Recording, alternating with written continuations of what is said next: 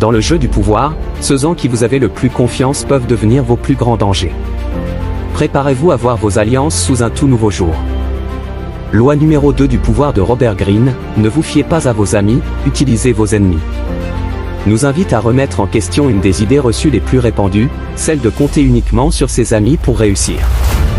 Cette loi s'appuie sur une observation subtile des dynamiques humaines et des dangers cachés derrière la loyauté apparente. Les amis, aussi proches soient-ils, peuvent représenter un risque pour plusieurs raisons. Premièrement, l'amitié est souvent teintée de sentiments tels que la jalousie ou l'envie. Ces émotions, bien qu'elles puissent être dissimulées sous la surface, peuvent conduire à des trahisons inattendues. De plus, les amis ont tendance à se montrer plus familiers et moins respectueux des limites, ce qui peut entraîner des abus de confiance ou des comportements tyranniques. En revanche, un ancien ennemi, s'il est recruté dans vos rangs, aura tout à prouver.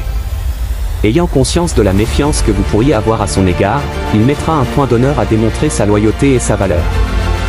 Un ennemi converti en allié sait qu'il doit marcher sur des œufs pour gagner et maintenir votre confiance, ce qui le rend souvent plus fiable qu'un ami. L'idée maîtresse de cette loi est de ne pas se laisser aveugler par les liens d'amitié et de comprendre que la confiance et la loyauté se gagnent par l'intérêt mutuel et non par les seuls sentiments.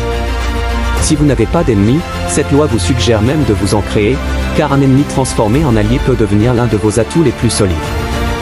En somme, cette loi du pouvoir nous enseigne l'importance de diversifier nos alliances et de ne pas négliger la valeur stratégique de ceux qui étaient autrefois nos opposants.